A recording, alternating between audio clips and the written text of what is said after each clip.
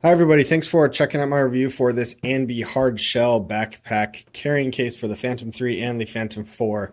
I did a bunch of research before trying to figure out what kind of case I wanted, and I came up with two big stipulations. One, it needed to be a hard shell. You can see that's pretty hard plastic there. And it also needed to be a backpack because carrying a case around like a briefcase and only having that option didn't seem like it would be very comfortable. So I decided to pick this up because it was only about 60 bucks for the price. I'm really pleased with it. So I thought I'd take you on this little tour here. So like I showed you, this top part is a hard plastic, but what I was really impressed with actually was the zippers. The zippers are one of those things that I'm kind of just silly about, but zippers make or break it a bag for me, any sort of bag. But you can see that the zippers work really smoothly. But also, one of the things that I really liked is take a look right there. You can see that that's not zipper. You can't even see any of the zipper, the actual zipper showing. It's got these two rubber pieces that kind of serve as a gasket to help keep dust and stuff out of the interior and off of your drone, which I think is awesome. But very nice quality zippers. They're not cheaply made at all, which is awesome because you don't want your zippers failing when you're out. You can turn it upside down like that. Here's the back side. It's got this nice padding here and here. Also allows for some air movement in there, which I thought, is a nice little extra feature. I wasn't expecting that. It's got some mesh here on these pads too. This shoulder straps, they're comfortable. I think that just the nature of the design and the price point, it's not the most comfortable bag in the world, but for the price, it is very easy to carry around and very comfortable to carry around. So very happy with that. I also really like the buckles. These are the snap buckles that they have. The pinch ones I've noticed break really easily, especially if you have kids who play with them and they kind of bend it back. So this should be a little bit more durable, and it does lock in place really nicely. So that's the outside. Let's go ahead and open it up. I have to undo all my work strapping that in. We'll go ahead and open it up so you can see the inside.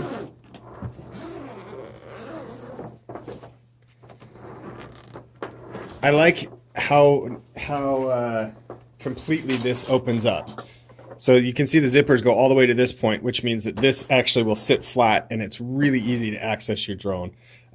Again, it's got the nice buckles. It has this strap. You saw how I was moving and shaking the bag around, and this doesn't come out. It doesn't move. So I like that. So it's got places for 3 battery packs over here. Ideally, so these are cheap Chinese knockoffs, and so I always want to keep them in these explosion-proof bags. But if you're the holsters here, the holes are actually designed to just have the loose battery like this, and it holds it nice and tight. So I like that. If you want to have it, whoops, see, that's why I'm going to drop it and blow myself up. If you want to have it with the explosion proof bag, you can definitely do that. You just have to force it a little bit more, but it does go in and out. So I like that. Take the drone out here. You can see it's got a bunch of space down here underneath that you can toss something like a range extender. I do have some extra propellers. These are the 4 that come with it. But I really liked is you can see down here it actually has cutouts that you can stick your charger in. So I have a charger there, and I actually have a second charger on the other side. They have cutouts as well. So plenty of space to store really anything that you needed. Just like that. And then this is the controller spot. So this part is just a little bit tricky. You have to make sure that your phone clip is in the right position. So basically what you're going to want to do is make sure, oops, there you go. Make sure that the clip itself is on this part of the wire on the rod. If it's down here, it won't fit. So you just position it up there, slide it back so that it's kind of sitting flat like that.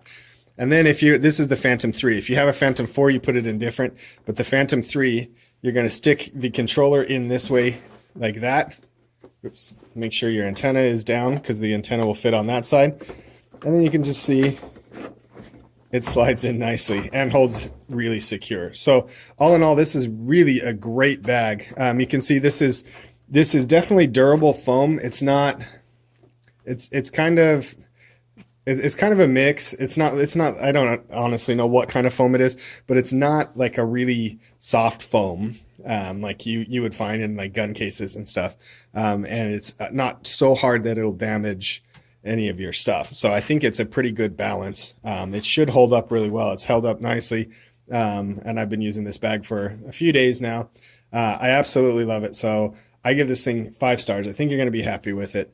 Like I said, it's got plenty of room for 3 batteries, 2 chargers, extra propellers. I have, what else did I say? Oh, the range extender and the controller. Everything can fit nicely in there. It's easy to move around, so much easier than the box, which was getting destroyed. And it's easy to set up and to take down. So again, I think you guys are going to be really, really pleased with this. So I give it 5 stars. I want to give you kind of a closer look here. This is the cutout for the charger. As you can see, that's the original DJI charger. But it's got a really nice little spot right there, just like that. Look, it slides right in. It's got the perfect cutout. I find that everything, including the batteries, the foam cutouts on this are perfect for the Phantom 3. I'm assuming the Phantom 4, I think the only difference really is the controller. But for the Phantom 3, this little box works awesome.